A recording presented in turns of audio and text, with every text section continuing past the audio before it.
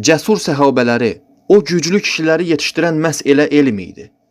Əgər biz də onlar kimi cəsur, dünya və axirətdə uğur qazanmış bir nəsil yetişdirmək istəyiriksə, övladlarımızı onların tərbiyələndiyi elmlə tərbiyələndirməliyik. Quran və sünnə ilə. Quran Allahın sözüdür və bu dünyada öyrəniləcək ən gözəl söz də Allahın sözüdür. Quran Allahın bizə bir rəhmətidir. Bizim dünya və axirətdə uğur qazanmağımız üçün nə gərəkirsə, hamısı o kitabda qeyd olunmuşdur.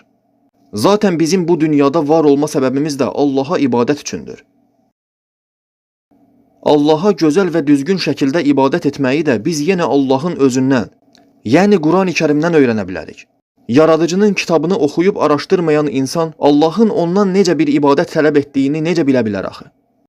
Siz heç tərk edilmiş evlər görmüsünüzmü? Tərk edilmiş evlər adətən xarabalıqlara, zibilliyə çevrilirlər. Böyük ehtimal siz də şahidi olmusunuz. Elə evlərin yanından keçən insanlar əllərindəki zibilləri onun içinə atırlar. Quransız insan da bax elə o tərk edilmiş ev kimidir. Allah Rəsulü sallallahu aleyhi və səlləm buyurmuşdur ki, canında Quran olmayan insan dağılmış evə bənzəyir. Yəni Qurandan uzaq olan insan da o dağılmış ev kimi cürbəcür zibilləri, batil ideologiyaları özünə yığmağa başlayır. Məhz buna görə də siz cürbəcür absurd, batil etiqadda olan insanlar görəndə təəccüblənirsiniz ki, bu qədər batil bir insana necə yığıla bilər axı? Çünki o adam həmin o dağılmış ev kimidir. Quran ürəyi təmizləyir qardaşlar. Quran sevgisi və onu anlayış insanın ürəyini təmizləyir və münafiqlikdən uzaq edir. Qurandan, onu anlamaqdan və onunla əməl etməkdən üz döndərən insanlarda zərrə qədər xeyir yoxdur. Quranla sıx ünsiyyətdə olmayan ürək ölü ürəkdir. Quranla sıx ünsiyyətdə olmayan ümmət yox olmağa məhkumdur. Quranla yetişməyən ümmət zəif, qorxaq və azmış ümmətdir. Lap nə qədər özünü güclü və irəliləmiş saysa da. Allah Sübhane və Teala Quran-ı Kərimində Rəsuluna buyurub ki, Rəbbindən sənə vəhy olunana tabi ol.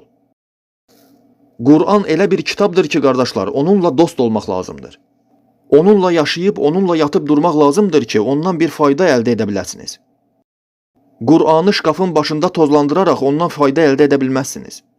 Ya da ölü öləndə və yaxud da ildə, ayda bir dəfə özəl günlərdə əlinizə götürməklə ondan fayda əldə edə bilməzsiniz. Onunla dost olmaq lazımdır. Dost olmaq demək, yəni səfərə çıxdığın zaman çantana ilk onu qoymalısan. Dostlaşmaq demək, yəni hər daim onunla olmalısan. Onu oxumalısan, onu dinləməlisən, onun təfsirini oxumalısan. Onu yadda saxlamalısan və onunla da əməl etməlisən. Sübhanallah, necə də məhrumdur o insan ki, hansı ki əlində lapatka boyda smartfon var, lakin faydalı heç nə etmir. Məhrumdur o insan ona görə ki, smartfonun ekranına bir tək toxunuşla Allahın kəlamını oxuya və ya dinləyə bilərdi. Ürəyini təmizliyə, axirətini gözəlləşdirə bilərdi. Amma bunu etmir. Sübhanallah, çünki o adam məhrumdur. Mənim yadımdadır, mən gənc ikən ilk maşınımı mənə atam almışdı. Rəbbim onun ömrünə bərəkət versin. O zamanlar nə iPhone, nə də CD disk var idi. Kaset dövrü idi. Mənim də ilk etdiyim şey gedib bütün Qur'anın kasetlərini aldım.